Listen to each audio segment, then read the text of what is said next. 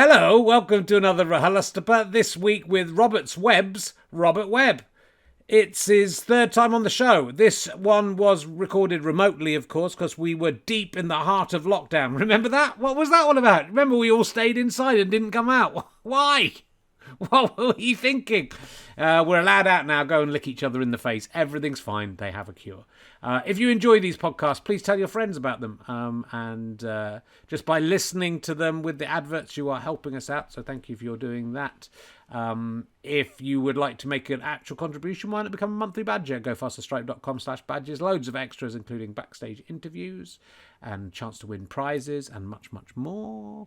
You can link your Twitch accounts and Amazon Prime account and give us £5 a month without any cost to yourself. It'd be lovely if you did that. If you look in the videos at Herring 1967 on YouTube, you can find out how to do that if you're confused. Do remember to resubscribe. Thank you to everyone who has given us free money from Ian Amazon, and you can pay your own money there as well if you want, which a few of you have done, so thank you for that. Twitch TV keeps going, twitch.tv/RKHerring. Various things going on there, including recording RHLSTPs every Wednesday at 8 p.m. So you can tune in, watch them live before they're edited down to nothing and we take out all the contentious bits. Thanks for watching and listening. Let's sit back, relax and enjoy RHLSTP with Robert Webb.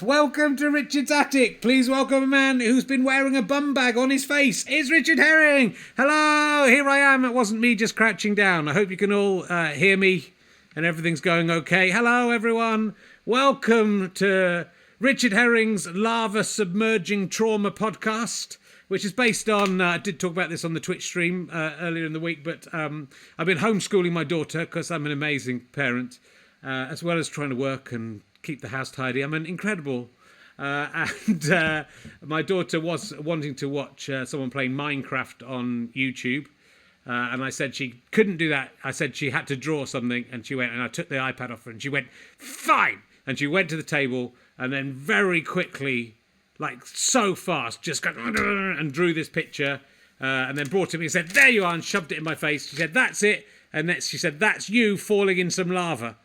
And that she was angry with me, which I thought was quite funny. It's quite good lava. And then she took it back off me and she said, wait. And then she drew very, very quickly this little green thing here. And she said, that is a crocodile and you're falling into the mouth of a crocodile. There it is, which was, you know, it's a very good crocodile. There it is. I'll put it that way up. I mean, if you had to draw a crocodile in 2 seconds, you couldn't do better than that. I'm not sure that's exactly me, but the hair's nearly me. You have to watch this on video. It looks a bit like a crossed out cock, the lava, but it's still good. So she's funnier than I am. That was a brilliant diss back to me. Also, quite a good emergency question. I think I might ask my guest that today. Would you rather be eaten by a crocodile or submerged in a pool of lava? Because it's kind of, in a way, you think, well, the crocodile's saving me from going in the lava, but then is being eaten by a crocodile better than going into lava or worse? It would be a more painful, a slower death. Anyway, but I was hanging around with some 4G conspiracy theorists. They're great guys. They think that 5G rather conspiracy theorists. They think, and there were some 4G ones there as well. They weren't as popular. I said to them, "Do you not think it's weird Boris Johnson has rolled out this 5G thing, but then gets the coronavirus that's caused it?" And they say, "No, that's what they want. You think that's all part." They had an answer for everything. Anyway, they call it RHLSTP, and they call 5G fugger. And 4G fugger as well. That's what they do. And I've been wearing a bum bag as a mask. I don't really have anything to wear as a mask. I went into Hitchin the other day. I've been to the supermarket. That's the only time I've been out of the house and out of the village. And I had to go and have an MOT because I'd forgotten to do it. And I thought you could extend it at the end of the month. And then I found out I should have done my MOT in January. I usually do it in April. I don't know what had happened. And so I had to take it in. And then I had to walk around Hitchin, and I thought, well, I haven't got anything to wear. And then I found the bum bag I use for running. It goes around your stomach, not your bum. And it's quite good. You can put it around your face, and it's quite breathable. But You know, if you told me in January, you know, you'll be walking around Hitchin Town Centre with a bum bag on your face, I would have said you were mad. But there's a lot of things like that, aren't there? If you said to Captain Tom in January, you know, you'll earn 20, 30 million pounds before May comes around and you'll be at number one. He would have probably said, no, that's quite unlikely.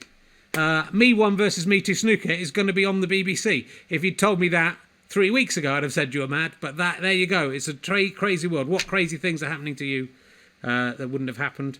Good to see. Congratulations to Boris Johnson. Saw the headlines. He's had him and his girlfriend have had a baby. But I mean, if they're going to make that headline news, that is going to waste. You know, that's practically every day. That's going to happen, isn't it? It's somewhere. So. And I was watching Sliding Doors on Sunday, which may come up again with my guest. Because it's John Hannah. No. But now I've said that, that's wrong, and it's to say I wish it was. I don't wish it was, because John Hannah was terrible in that film.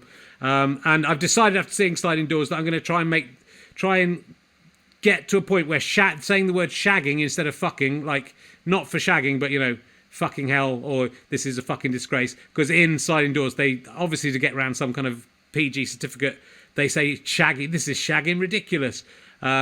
I want to try and popularise that, make that more popular than saying fucking, so that when people watch Sliding Doors in 10 years' time, as I'm sure they will, it would seem normal that people are saying that, and it won't take you out of the film and make you think, why were they saying that? I have a lot of problems with Sliding Doors. As you know, you can watch the my director's commentary of it if you want still in the videos on Twitch. But we may get onto that as there is a little crossover with my guest's book. What else do I want to say? Thank you for everyone who subscribed on Twitch. It's very easy to do. If you're an Amazon Prime member, you have a free £5 a month that you can give to me out of Ian Amazon's stupid pockets. I want to build a wall, and I'm going to make Ian Amazon pay for it. You can see me stone clearing in the morning. You can see me playing snooker in the evening. You can see me commentating on films on Sundays. You can see me playing myself at video games, some just at random times. And you can see me doing RHLSTP on Wednesday. I haven't got a guest for next week yet, but it'll be someone good. So let's have a little look and see who he is. He is probably best known as the narrator of Family Guy groundbreaking gags. That's why we're all here. But, of course, to most of us, we'll always remember him as the host of Robert Webb, whatever else he tries to do. Will you please welcome the amazing Robert Webb, ladies and gentlemen? There he is from Robert Webb. Hello. It's Robert Webb. How are you doing? I'm very well. I'm extremely well. How are you? Good. Yeah, well, I'm all right. I'm getting through it. You've stopped drinking. I'm getting through it by starting drinking again and drinking too much. But our paths will sort of cross in they will at some point. Yeah. It's shagging ridiculous. It is. See, it's good. It'll come back. Yeah. So I'm already quite into it. Yeah, I think I've been doing it. You know, you're a shagwit and stuff like that. You can, for shag's sake. Shag off. It's good. Mother shagger. Have you thought about bringing back Robert's Webb in lockdown as a lockdown series that you could do from your home? There's a thought. Yeah. I mean, blimey, because all you need is all of the researcher. The whole team of what I'd be missing would be the whole team of researchers who were going through Twitter trying to find amusing things that Kanye had said. Right. If Kanye was even alive in 2012 or whenever we did it, and for me to say witlessly sarcastic things. I think this is the time. You can look through. You can do that yourself. I could do that. I could do that myself. Book, you can write. It might be almost as good if I did it myself. You've written books. You can write. You can read out some tweets. What do you remember much about the narration of Family Guy groundbreaking gags, and what were the groundbreaking gags in Family Guy? I'm sure I gave it my all, and I sounded like I was really into the groundbreaking. How did they break ground? I don't know. I explained at some point, but no, I'm afraid that particular information about just why that ground got broken by Family Guy now eludes me. Oh. All right, well, I'll ask you my new emergency question written by my daughter unknowingly. Would you rather fall into a pool of lava or at the last minute be eaten by a crocodile instead of falling into the pool of lava? I think it's got to be headfirst into the lava because that's the faster death. I mean, the crocodile sounds like, it would be even slower than like when Quint buys the farm at the end of Jaws, and that looks pretty flipping, shagging, painful. So when all the blood comes out, I was allowed to watch that film on the telly when I was about 8, and yeah, that ending was that stayed with me. I think with the crocodile as well. The crocodile is in the lava. If you look at the Yes, I can see. and. It's a crocodile that doesn't mind lava. Well, clearly. I don't know. Or will you go into the crocodile, it'll eat you, and then the crocodile will be burnt up by the lava, and then Because you'll still be sentient as you'll be I'm being eaten, and then in the crocodile's gut will then be burnt up as well. So I think it's probably better just go straight in the lava. Because if the crocodile, if it was one of those crocodiles that doesn't have any teeth and you can survive inside the crocodile. And the crocodile's lava proof. That's the best place to be. Really. Yes, you can swim. You could get your arms into its legs and swim. Yeah, swim out like that. It could be fun. It could be a whole new thing. But that's a way through. Good. Well, that's all I really wanted to talk to you about was those things. So thanks for coming along. It's been a pleasure. Thanks for coming to my attic. Oh no, you're in your attic. It's been As easy. Always. It's easy. I've nearly the same dressing gown as you. Nearly. I like it's an accident, but I think this is the room that I laughingly call my study, but I think it's a bit of a giveaway that I've got a dressing gown in it. But I like the way that the stripiness of my dressing gown also slightly complements the more horizontal stripes of the picture behind me. So it does work for me. It's almost as if it's all thought out. It isn't. But you should sit when you're working in your study. You should sit in a dressing gown, smoking a pipe, as you're ruminating, thinking about jokes. Yes. That would be good. Yes. Well, normally I dress for dinner every time I sit down to write, like Lord Byron. I mainly dress up in a three-piece suit. In a three-piece suite, actually. Yeah, I dress that's up good. in upholstery because that's how wacky I am. So, look, I've been reading your books. I was forced to actually read because the audiobook of your book is not yet out. Doesn't exist. So I usually have the audiobooks, but you know what? I've read the whole fucking shagging thing. It's even difficult to do, even when I'm trying to popularise it, in a day. I started at I'd say about 10 o'clock, and I have done other things as well. I finished by just at 5 o'clock, so it took me 6 or 7 hours to read the whole thing, and I read the whole thing more or less in one sitting. Very shagging impressive. And I was up at 5 o'clock this morning, so I was very tired. And I've not read a book for a long time and got very far with it. I was gripped. It was very exciting. It's in my wheelhouse of interests. It's about, as I was saying to you beforehand, before we started, I'm doing a sitcom / book about alternate universes, which is partly about the choices we make and how with lovers and how they could have been. If fate had intervened, they could have been different. If you met people in a different order, it could be a different. Which is sort of what your thing. So it's a bit like Goodnight Sweetheart meets Sliding Doors meets Bobby Ewing falling asleep and dreaming a whole series of Dallas. Truly Madly Deeply meets One Day, meets Back to the Future, meets any films with, what we're doing. But it's sort of got that. I think it's a neat thing. It's got a neat gimmick of it sort of being a dream, but not being a dream and being too real to be a dream. But you're getting that chance to go back to university times, which again, I'm very fascinated by that sort of period in your life where you're left school and sort of starting out in the world.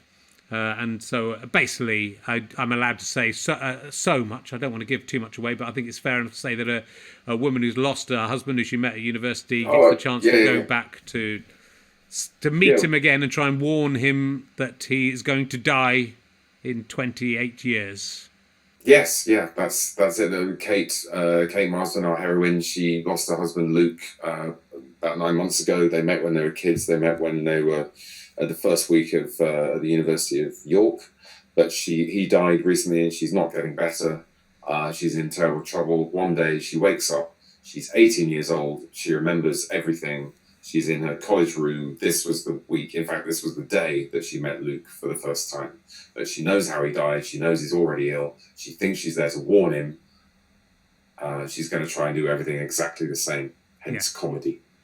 But there's some. I mean, there always is with this sort of stuff, but there's some good philosophy in there. And I really like the fact that she is still the mind of a 45-year-old woman with all those experiences inside the body of a 18-year-old. Is that cheating? If hold on, we won't go on to that.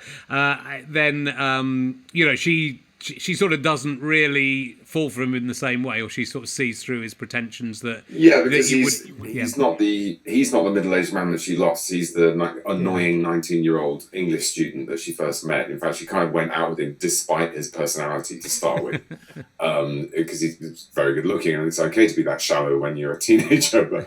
But then they stayed together, and and part of what made him the man that he became was his relationship with her. So when, because we affect each other over 28 years, obviously you're a big influence on you, on whoever you're with, even for not as ridiculously long as that. But she meets him and she's forgotten all of these shagging affectation, and he's still pretending to be French, and he's still pretending to have read books that he hasn't read, and he's still gaslighting people, and he's full of all of this kind of affectation and bullshit, except when she gets him on his own, and then she tries to tell him, and that conversation kind of happens in the middle of the book, and it does not go well. No. It's very evocative, I think, of that. I mean, again, for people of our rough generation, it's of the 80s and 90s students, that middle section is very evocative of that time, and the student unions, and the kind of people you met at that time, and the kind of people who, if they weren't your mates, you'd find really annoying. Yeah. But you can tell that, that sometimes you can see on the faces of other people that the people you were with were behaving badly or obnoxiously, and actually, but it's fine because he's my friend. I'm talking about David Mitchell, of course, and how outrageous and obnoxious he could become in his cups. But it's not an accident that it's set in 1992, because that's when I was a fresher, and so I didn't have to do that much detailed research. I remember something of the clothes and the music and Ned's Atomic Dustbin, and everyone wearing t-shirts over long sleeve tops and all that stuff. And the 90s generally is sort of interesting. I mean, it was, to me, certainly when I wrote this in 2018, 2019, and the whole thing was Trump and Brexit, and I thought, I'm going to daringly write something set in the present day, and I'm not going to mention Brexit. And it felt like, the early 90s is this kind of golden era of massive boredom, that it was, there were loads of things that were wrong with it, but it wasn't just totally fucking weird the way I thought. 2018, 2019 was fucking weird. Little did I know it was about to get lethally much weirder, but there we are. So anyway, the book is kind of suspicious about nostalgia at the same time as enjoying a bit of nostalgia. But, because the changes... and that's where, again, like you say, 30 years. I remember that thing of having to queue up for the telephone. There was 2 telephones, I think, in the college, and you had to queue up for them. And if someone stayed in there for ages, you just had to wait for them. If you got messages, they were stuck up on a little board in the entrance. And one of the messages I got was for Richard Herring, "Can you tell him his granddad has died?" That was just, it wasn't even... your granddad's like, can you tell him? They just wrote down, can you tell him his granddad has died? I knew my granddad was going to die, but it was still... all those people who think their granddad hasn't just died, take one step forward. Where the fuck are you going, Richard Herring? But it's funny because they're just sort of thinking back to that time, which obviously you must have done. The people you just randomly meet, and she meets them in a different order, and that sort of changes her priorities with them a little bit. But, you randomly make connections. That exact thing you talk about. Some people you meet, and then you think, maybe this will be the friend that I have for the rest of my life. And the people you do become friends will be the friends for the rest of life, probably the most important friends of your life from that particular period.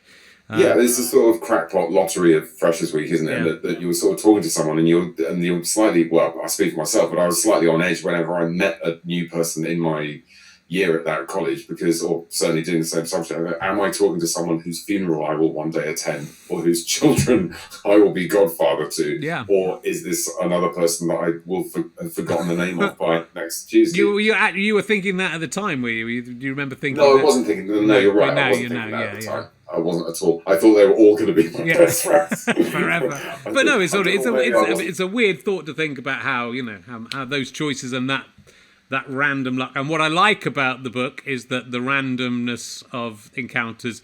If one thing changes, then everything changes. Which a lot of these sliding doors style time travel ideas, alternate universe ideas don't get. I won't talk about the end of the book. I'm not 100% happy with the end of the book. That's what I'm going to say to you. but yes, I can't well, talk. I mean, I can't talk yeah. about it because I don't want to give away what happens. Yeah, But, well, this will sound like a cop out, but I keep thinking of the reply Mark Hamill got from Harrison Ford. Mark Hamill was coming out of they were filming Star Wars, as we call it, or A New Hope, as proper fans probably call it. And Luke Skywalker's just all wet from escaping from the monster in the trash compactor, and he comes out. And he tells his story. He said to Harrison Ford, "But my hair's still wet, and it should be. I'm sorry, my hair should be still wet. Why is it all dry?" And Harrison Ford goes, "It's not that kind of movie." And it's not that kind. If they care about his hair being not wet, then something's gone wrong with Star Wars. And in the same way, I've written an adventure story, really, and you can tell that I'm not massively interested in the whole sci-fi paradox. I think you do. But I think generally it's very strong in that though. That's what that, and I just think. And it's fine for you to do what you do at the end. It is actually, of course, it is. But just from my own this is my actual wheelhouse of all I care about in my life is alternate universe and time travel. And so I'm going to give you 98% on it. I'm just going to. That's not a bad score. Sliding Doors gets 4%. Sliding Doors with John Hannah, who's great in a couple of other things, loads of other things I've seen. Very good. Unfortunately, he has the thankless task of playing the character who we're supposed to think is likeable and funny because he goes to dinner parties and he does impressions of Monty Python sketches. Don't get me started. While getting all kind of red in the face. And you go, calm down, love. What are you doing? Why do people think that's good? Shut your shagging face. You could repurpose it I think there's that Mrs. Doubtfire trailer that someone's done of it as a sort of sinister thriller where you've seen that. Great. You could easily do that with Sliding Doors and him being a terrible stalker. There's bits where he's staring at her with his. He behaves very oddly, and I've watched it many times. I've watched it on Sunday, and this time I sort of realised that they're alternate universes. It's not like one of them disappears at the end. We go into one of them and they meet again. But in the other one, John Hannah has just met someone, lied to them completely unnecessarily, could have just told her that he was married and it wouldn't have been an issue because he was getting divorced. That's led to a chain of events that gets her, spoiler alert, though I think this film is already spoiled already, by him losing her and his unborn child. So in that universe, and I guess his mum would die in that universe as well. And I guess for the rest of his life, John Hannah is just a wreck. And two babies die in the film. It's not a romantic comedy. Yeah. Two babies die in the film. It's a nasty taste. That's bad energy. I'm getting bad karma from that. It is. So I did not enjoy it. John Hannah. It's the women characters all make sort of things that men would say about women comments, which I'm pleased to say. You've got a female protagonist in your novel, and I think she's a very well-rounded and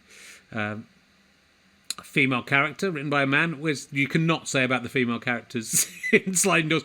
That one of them finds a man who does the Spanish Inquisition sketch. Yeah, sexually attractive. That will never happen, Robert. Yeah, it would never happen.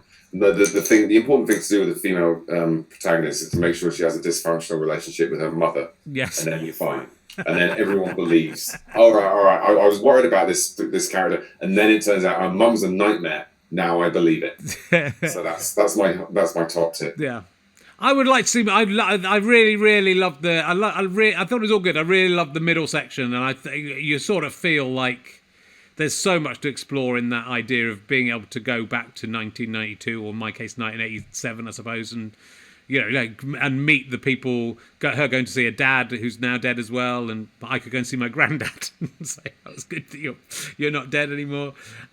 Just at the beginning, I think there's a lot of interesting things in that idea. I mean, I think I spent my whole life kind of yearning to go back to have another crack at being 18 or 19. Very, very common daydream, but then you sort of, if you think about it logically, as you will have done if you're writing this kind of thing, that after the first 5 seconds you realise it probably wouldn't be very nice at all. You'd be very, very lonely. It would be a massively isolating thing because you'd have all of this pre-knowledge and foreknowledge, rather, and you're surrounded by, and certainly in Kate's position, she's surrounded by all of her lifelong friends, none of whom know who she is. including her future dead husband, she's being introduced to for the first time. He said, "It's Kate, isn't it?" And it's all of that is, very. It's a really lonely thing. So I think it would be horrible. Of course, the daydream goes completely wrong as soon as you have kids. It's just one of the reasons that Kate doesn't. I didn't give Kate children. See, as I talk like a novelist, I'm going full Patrick Marber. Any minute now, I should become incredibly grand.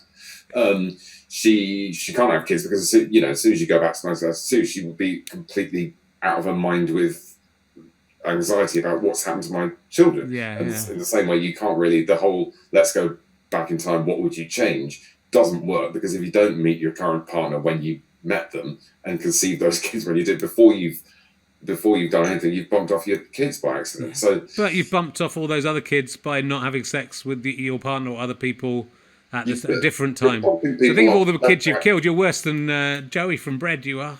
You only killed 2 kids. You've killed an infinite number of children. I was thinking about Joey from Bread the other night as I tried to get to sleep, but that didn't help.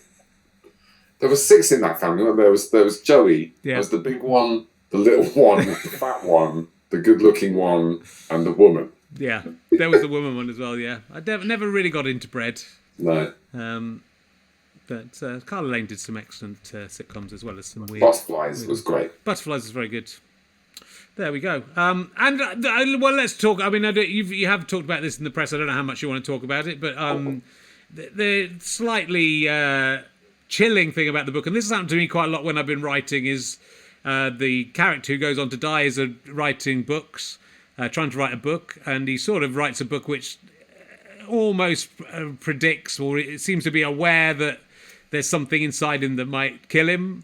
But he doesn't really realise, but then it does kill him. And as you were writing this book, or just after you'd written this book, you discovered that you had something within you that was... I had something very wrong with me, it's so, the book is about Kate, but Luke, and we see a bit of Luke, and Luke obviously is this, her middle-aged husband who drops dead at the age of 47 while he's emptying the dishwasher because he's had a very, very slow-growing meningioma, a brain tumour. It is possible to have a tumour that he's had since before she met him.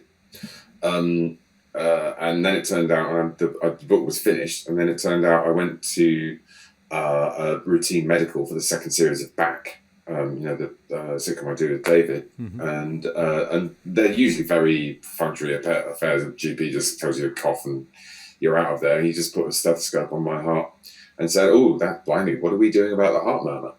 And I said, genuinely, "What heart murmur?" Yeah. And then when the studio laughter had died down, he said, "You've got a really pronounced..." No, I didn't even know what a heart murmur was. It just means it sounds fucking weird, shagging weird when he's listening to it.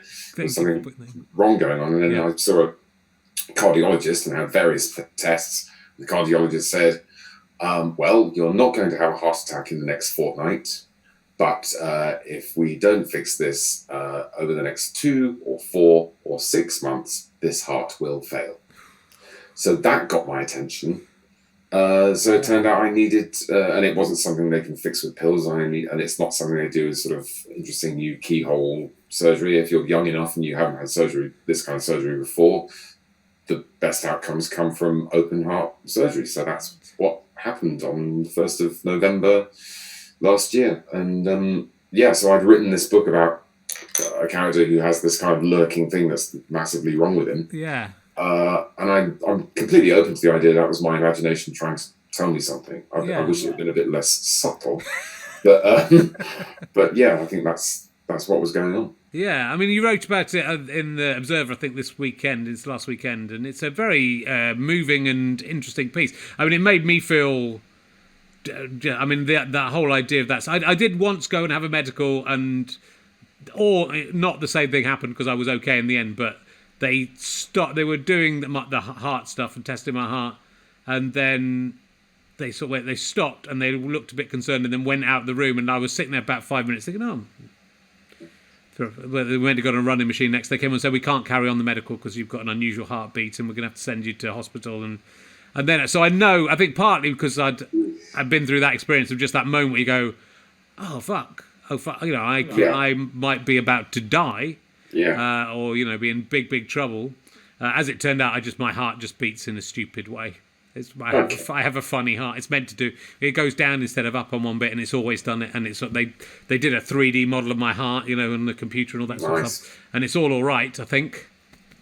But yeah, I mean, it's the idea of getting that moment where you're given that news, but also then having to go through a very, very intense procedure like that is, I mean. Has it made you? I mean, you're right about kind of appreciating life now. You're out the other end, but was it? What kind of effect did it have on you before everything was through? Were you sort of thinking, I've got to get my affairs in order, and this could be it? No, I mean, there was this really weird, and that was the hardest bit. Really, there was this weird sort of 2.5 week period in between when I knew what was going on and before I had the operation, where I was just quite sort of creeping around at home quietly, trying not to have a heart attack. Yeah, well, that's the terrifying when you go, it's not going to be probably the next 2 weeks, but it could be the next 3 months. You go, what if it's now? What if it just happens after I walk out the office? And I even, I did about a week and a half on back. Right. I turned up for it because you know what it's like. Years of conditioning of you cannot miss a day's location shoot. Yeah. It's impossible to reorganize this. You've got 50 people standing around with nothing to do if you're not there. Just you've had this for 20 years and you're going to go. Well, obviously, I've got to finish back before I have the heart operation, right? I mean, obviously. I mean, they can't.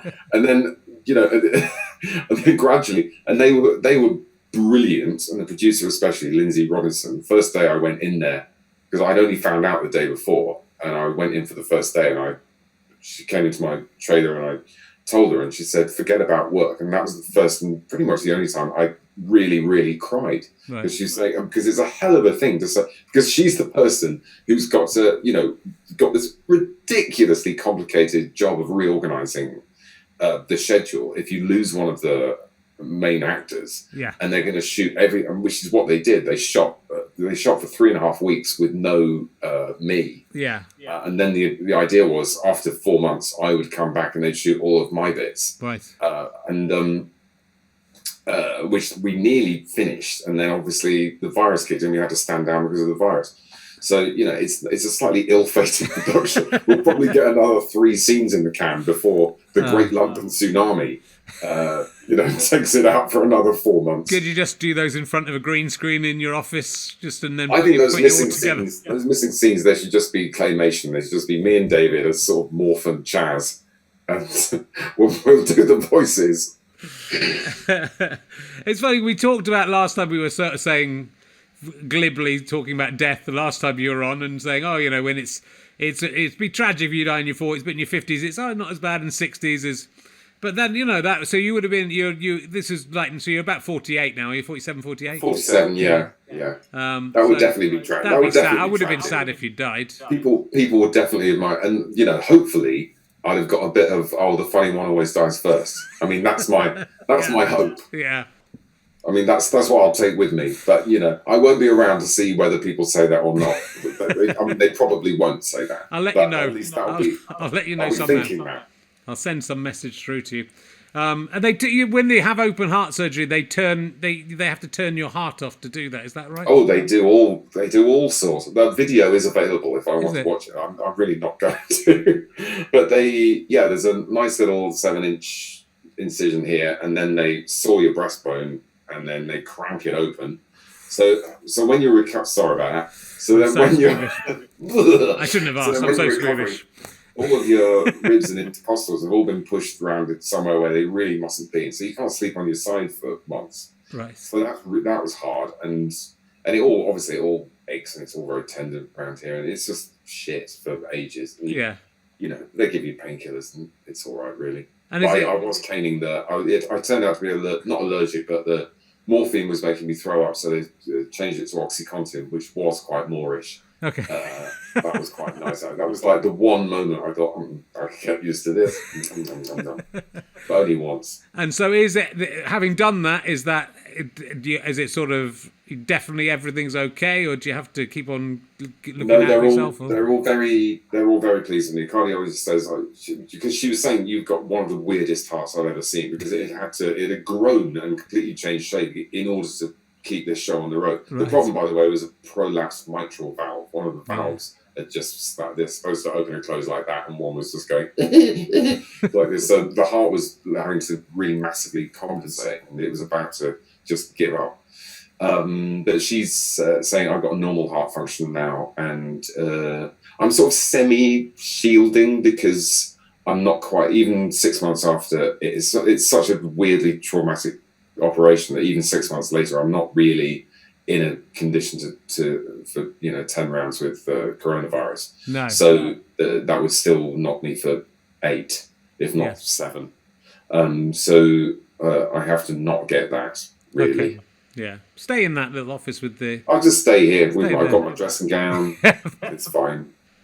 But, I think that's... The coronavirus, you're obviously thinking, just as a regular person, it's everyone's saying it's old people and he'll be fine. And then it's just sort of gradually become like more and more apparent that it could be so much worse anyway, but also overweight men, middle-aged men are in quite a bit of danger. And last week I thought, I'll try and lose, better for the sake of the kids, I better lose some weight and get fit.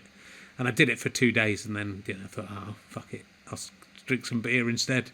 So it was good. It was really useful for me because I was drinking too much and still fucking smoke. Well, I've been on and off with the cigarettes, but I've been, in a sort of, your brain gets hijacked by addiction, and you're kind of telling yourself, I'm not talking about you, I'm talking about me. Yeah, I think I'll just, this on this birthday or this weekend or this anniversary or this will be the moment where so it was really good. It provided a really good gap in the domino topple, which you need sometimes. They literally turned me off and on again. Yeah. And so you come out of hospital, and the last thing you want to do, a glass of wine just looks like a face full of poison, because you suddenly have this newfound affection for your internal organs, and you're kind of they're my guys now. I've got to look after my guys and not give them all this extra shit to deal with. Well, good. Well, it is. There's a lot of positives there, and it's a very positive article you wrote about it. It's a really beautifully written article, and I'm glad that you are sorting all that stuff out as well. The thing I was going to talk about the book actually was it's sort of, do you find that as a comedian, being seen as a comedian and an actor, when you write, there seem to be a few little, not digs exactly in the book about critics, but certainly a few comments about critics. Do you find that critics do you find they are a bit snobby towards you trying to write a novel? It's had universally positive reviews from proper critics. In fact, I haven't seen a bad review from a normal punter either, and I do look. It's all been nice so far. They have to sort of say... I saw a Financial Times review. No, it was a TLS review of How Not to Be a Boy, the last book, for the first time recently, and that was quite snotty, and that was kind of... Somebody, brackets, probably his publisher, has had the idea to make the memoir about masculinity, and actually, no, fuck off. That was my idea. I knew perfectly well that no one was going to buy a memoir. I'm not famous enough to write a really boring book about my fucking struggle. It had to be good because it had to be about something, because otherwise... Anyway, so, occasionally you get, critics who reckon they know the genesis of how something happened, and you just go, why are you setting yourself up for such for the author who knows how this happened anyway? But there hasn't been much of that. There was a guy in the Irish Times who says something about celebrity authors, but then in order to say, but Robert Webb isn't like this. Okay. In which case I kind of go, all right, why have a go anyway? But it's fine. I've got nothing to complain about. Yeah. No, I think it's the writing's really good. I just sort of, I sort of sometimes think with comedy as well, people just sort of, there's a sort of snobbishness like in film and novels towards something that's funny is somehow less meaningful or whatever. It just sort of seemed within the book there was a few. It's about literary criticism as well as actual journalistic criticism, but there seem to be a few comments I thought about. Yeah, you get. I've got a bookseller character who talks about how she's not a literary snob, and she looks over the bestseller table and says there's something to recommend. All of those books would give me. I think that was probably a slightly anxious moment of me defending this book. That she said, "Give me a decent, some intelligence of a brain. Some evidence of a brain, some evidence of a heart, a joke or two, and I'm happy." And I'm sort of thinking, yes, this is what I'm doing, because I really have just written a book, to be as enjoyable as possible. I mean, that's the thing I'm going for, enjoyment. And it's not going to win any prizes, but it is also not a load of. It's very, very carefully crafted and written, and it's full of it's full of really interesting ideas, and I think evocative ideas that will, anyone who's been 18 or 19, and looks back from any distance at all, from 2 years or from 30 years or 50 years, will get something out of it.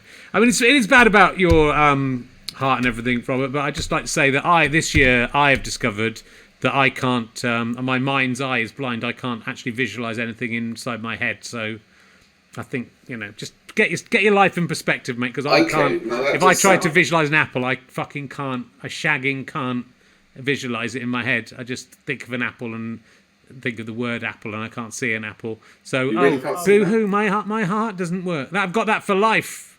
Well, perhaps you can turn that into drawing. I can't. That's why I can't draw, because I can't visualize it in my head, can I? Have you never been able to draw? Not really. You can't no. visualize apples. I didn't even know I couldn't visualize things until I was perfectly happy not knowing I couldn't visualize things, assuming I could visualize things, until I realized I can't visualize things. Okay, I'm going to try and visualize something. Try and think of an apple in your head. What are you seeing? I can see it in quite a lot of detail, actually. It's really green and shiny, and with you could 3D or 2D? 3D, completely 3D. I can smell it as well. It's fantastic. I'm having a whole sensory experience. I'm going to try again and see an apple. Maybe it's just I can't see apples, because it's only when I try to think of an apple. Have you ever seen an apple? I've seen them, but I can't visualize them now. I know what I can get is I'll get a flash of something that is almost an image, almost behind my eyes. So it's still not quite there. So if I think of a face, I can almost sort of see my wife's or my daughter's face. I have a feeling of them, but I can't see it. I have a feeling of what an apple is. It's sort of round. Genuinely, touchingly upsetting. That's really bad for you. And probably if there are other people, I mean, I could imagine you as a group being misunderstood and people thinking that you are serial killers and that you're not to be trusted. But I see it as just a misfortune, a gift in some ways, because no, it's not a gift.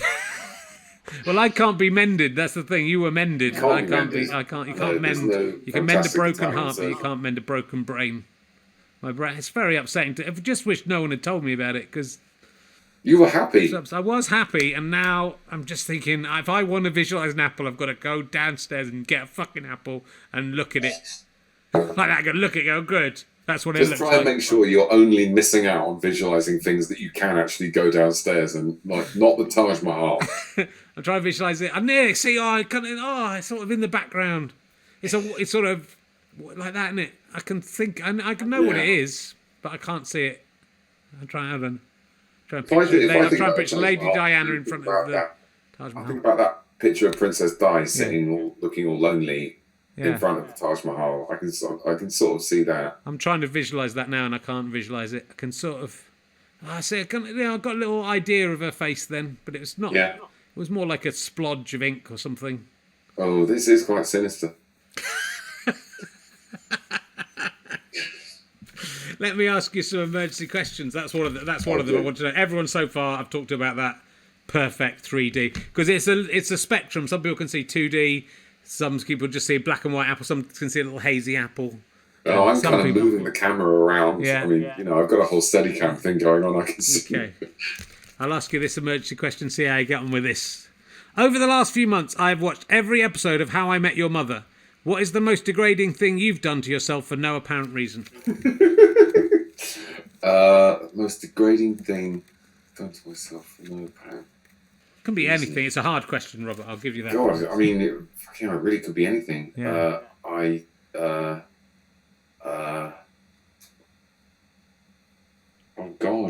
I know it's difficult. Uh, I've given you mine. I'd okay, hate it. my mind's a blank. I'm literally living, going through a nightmare. The nightmare where somebody asks you a question, loads of people are listening, and they're. It doesn't matter. It doesn't matter if you can't think of anything. It just. I really can't. I can't think of anything. Everyone's just opinion. You'll just go down a notch. That's all that's happening. Yeah, I think it should do. It's good that this isn't being sort of, like a live thing. Yeah, if it was live, because we can just edit that out. And so luckily, so no one will know. No one will know you didn't have a degrading. Hundreds and hundreds of people switch off altogether. It's a hard question. The problem with it, the questions that are funny aren't as good as the questions that aren't funny, because we've already had a funny question. I'll ask you this instead. I don't think I asked it. No, I think it's too long ago. You were on before. If all the art galleries and museums in the world got together and said, "We love Robert Webb. We were upset to hear that he had a near-death experience. We would like to make him happy." He can choose any one item from any of the museums or art galleries in the world. It can be a painting, it can be a work of art, it can be a historical artifact. One thing that you're allowed to take home from any museum and keep for yourself. What would you like to have? Probably the whole of the Angel of the North. Oh, yeah. It's not in a museum. No, that it's counts. Like on a that hillside. counts. But I'd like to have that on the top of my house. How do you think the people of the North would feel about you taking the Angel of the North and putting on a house in London? Well, probably quite similar to the people of Greece, the way they feel about the Elgin marbles. They might come and get it back. I imagine they'd be quite pissed off. I do love the Angel of the North. It would just be on a cultural loan. It would just be, I'd just be borrowing it. It just comes to West Hampstead once a month.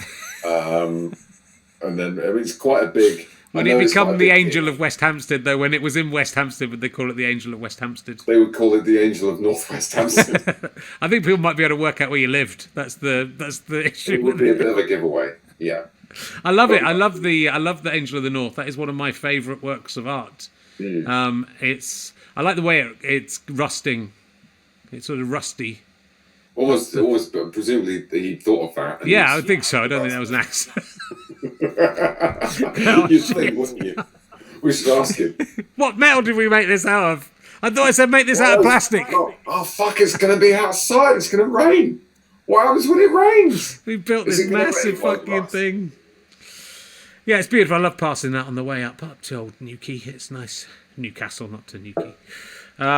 Very good. Let me see what else I've got for you. What else was I've asked you about Robert Webb, alternate universes.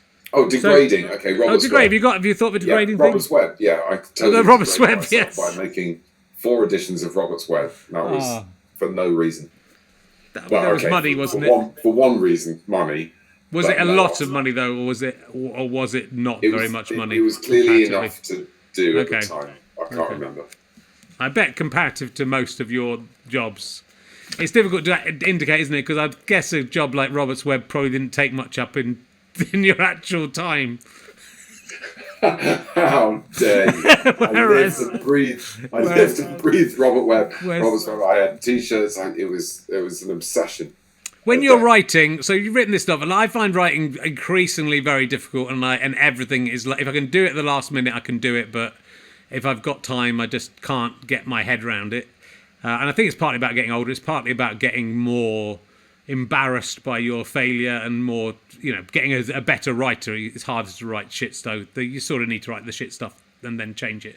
How long did it take you to write your book? Because I'd be quite interested. Shagging ages. With more off than on, 2 years. Right.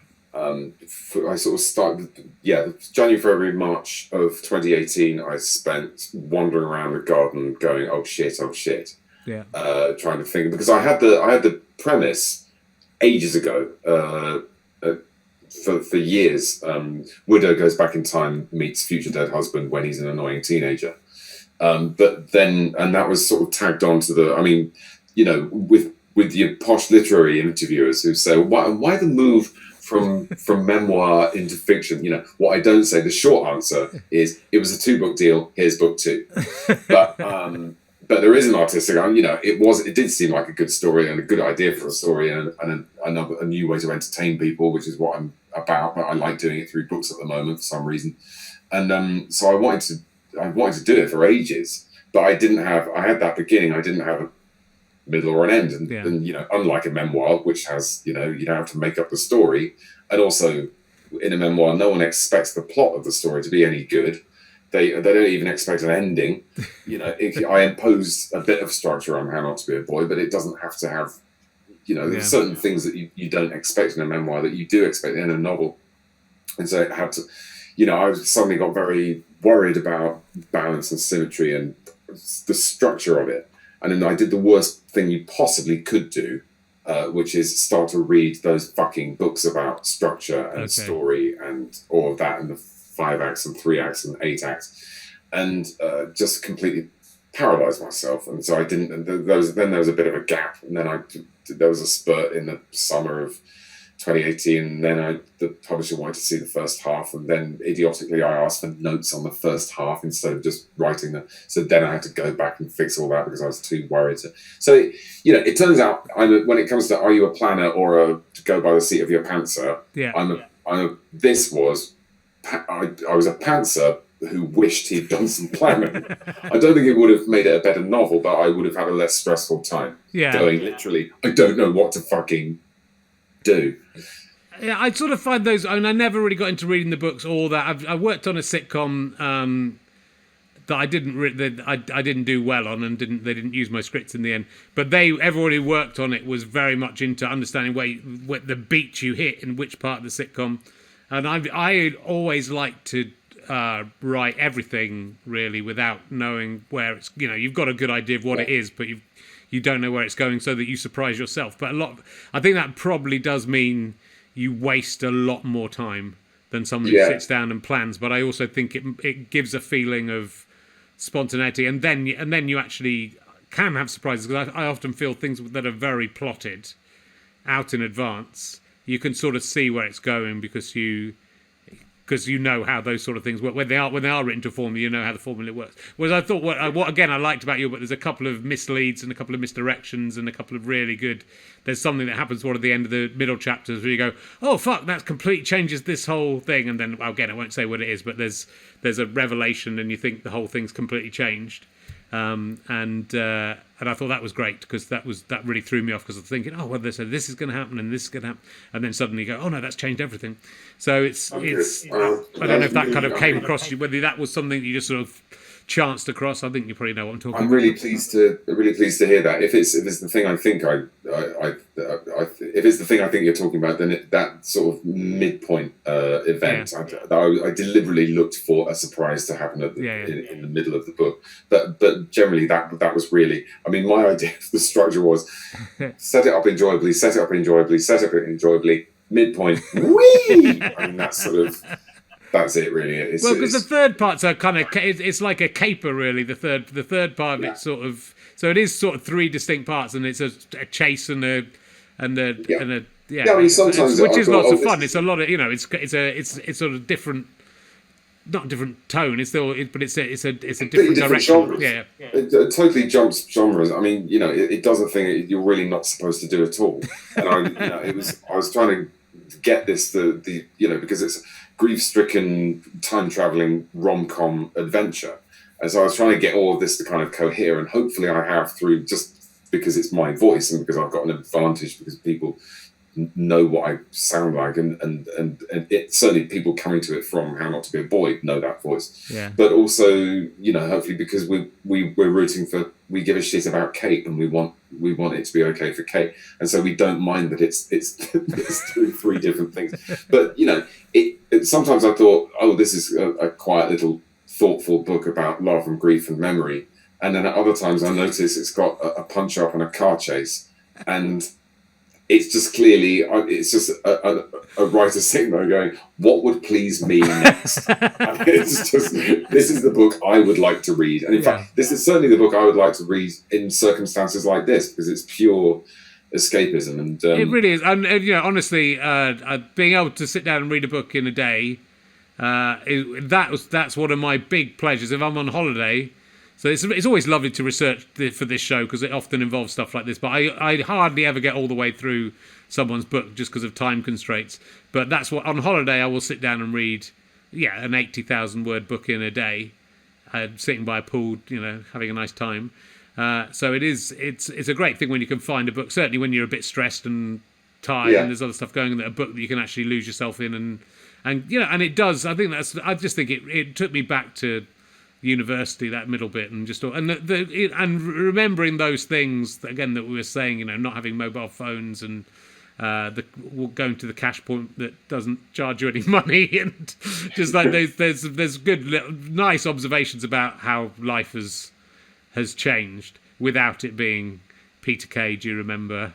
Do you remember this? But also because they're not, a lot of them aren't even specific. It's like going to a restaurant that becomes a nightclub, which isn't like a specific thing, but I presume maybe something that you'd experienced in your life at some point. It was based on because it's set in University of York, and apparently there was this Chinese restaurant by day which would turn into a disco at night. Right. And I changed the name slightly, but I asked on Twitter's University of York alumni, tell me some things, and bless them, they told me loads of things. And why did you choose York as the university? York, because I wanted to be.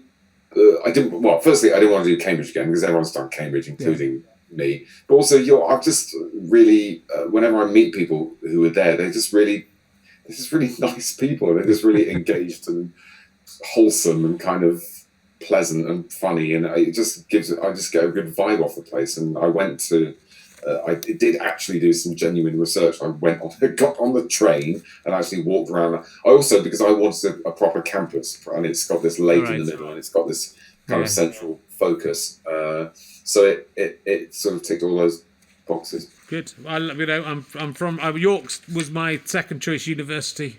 I would have quite liked to go to York.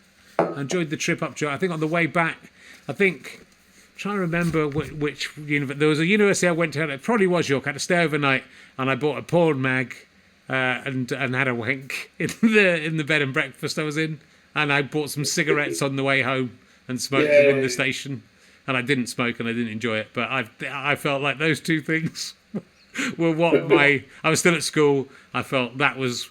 When I'm at university, I'll be able to do that kind of thing. I'll be doing this. I think I'll be doing this all the time. That wasn't far wrong. That wasn't excellent choice, I have to say. It was Fiesta magazine. Do you have a porn mag of choice? I don't remember there being one particular one. No. I mean, that's a weird thing, isn't it? That's the way it's talking about that. The embarrassment of actually, or having to slightly tough it out. Yeah.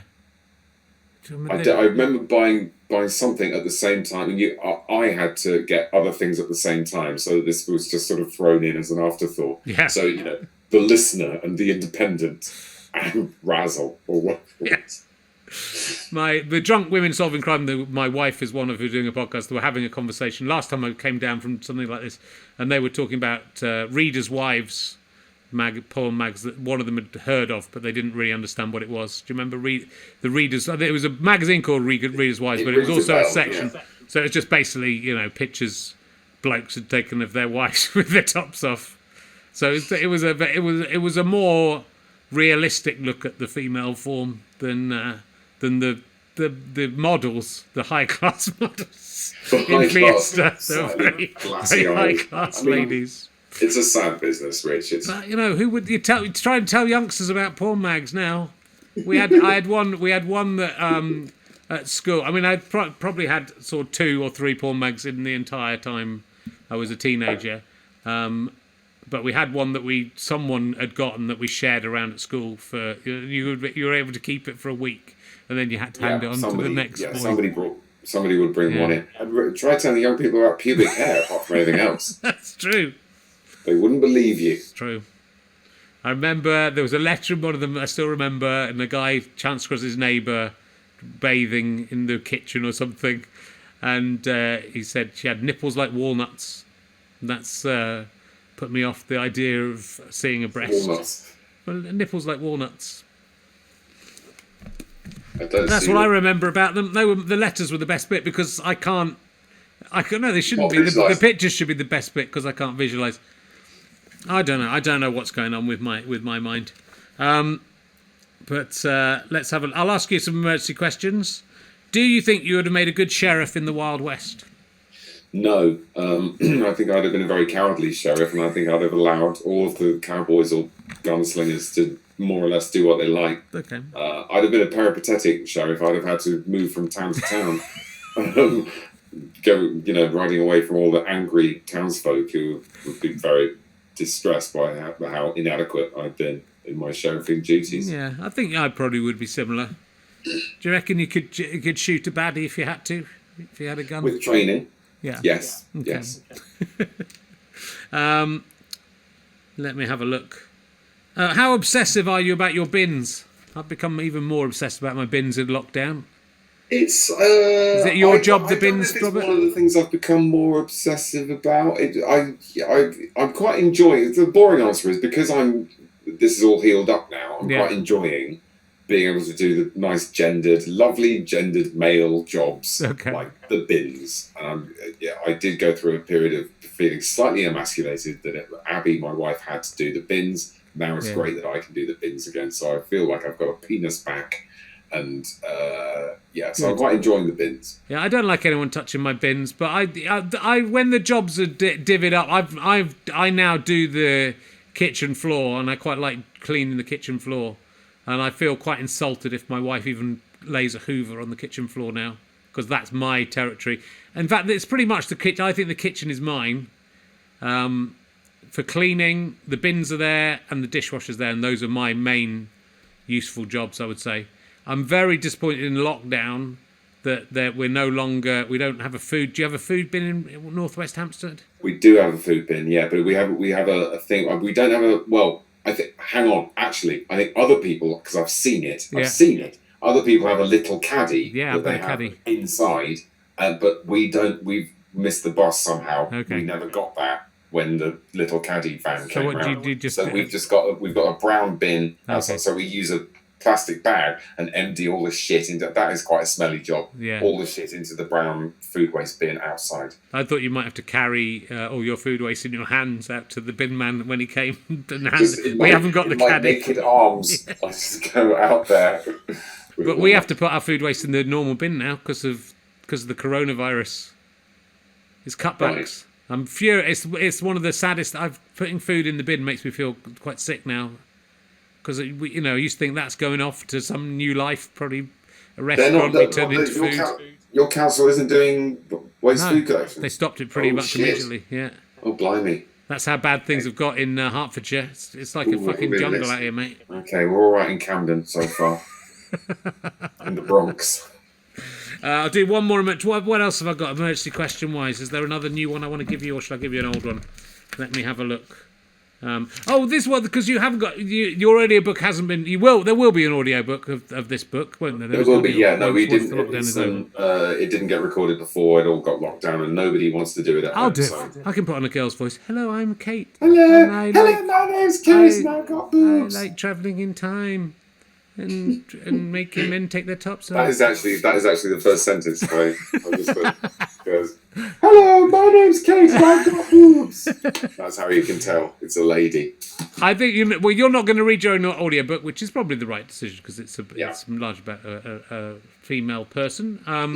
But if you could get, I really enjoy listening to the author reading audiobooks. I have to say, if they're a perform, which many of them are. If you could have any book that hasn't been made into an audiobook because of history or just read by the author from any time in history, but it can be recent history, who would you like to hear read their own books that you can't get because they're dead? Oh, that's a good question. Yeah. I'm going to answer it with a sketch, which was that David and I did a sketch once for the radio show, which is about recently found, never heard before.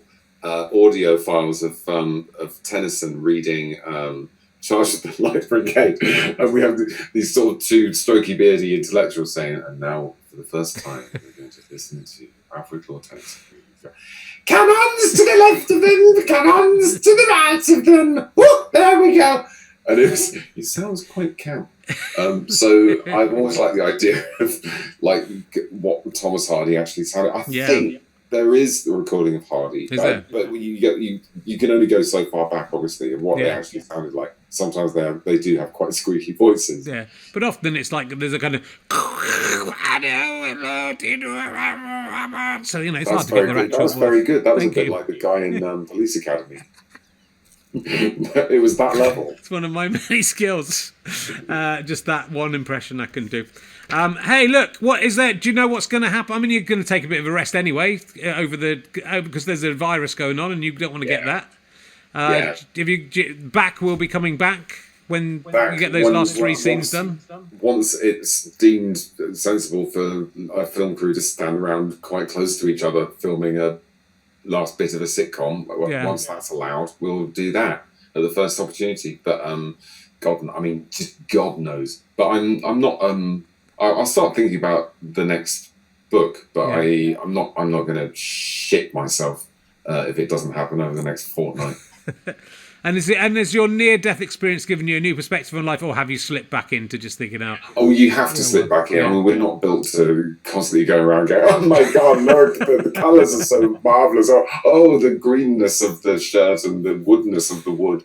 You can't do that. So I've enjoyed slipping straight back into complacency because that's the normal. That's when you know you're alive. When you totally take it for granted. Well, that is the most profound thing we've ever had on this podcast. I'm delighted to have that. Thanks so much for talking to me, Robert. It's been a delight as always. Good luck. Stay safe out there. And everyone buy your wonderful book. I got it on Kindle. You don't even have to go out to get it. You can get it downloaded onto your device, or you can get it delivered to your house and risk the coronavirus sleeping. Just quarantine for 24 hours and you're fine. We've got a little system like that where we leave packages in the sort of... It's not exactly a pattern. What are those things? It's just like a little room outside of where everything comes in. We leave it in there for a week, and then it's all right, isn't it? Yeah. But or to spray it. It'd be like, would you feel bad if your book being delivered, someone killed them with the coronavirus? People spraying, washing, and rubbing and dabbing my book. Dab me. So just give it a wipe before you read it, which would be my advice if you get the porn mag. If you get the porn mag that me and my friends were handing around in the 1980s, give that a wipe before you read it as well. Ladies and gentlemen, the amazing Robert Webb, thank you so much for coming. Thank you very much, Rich.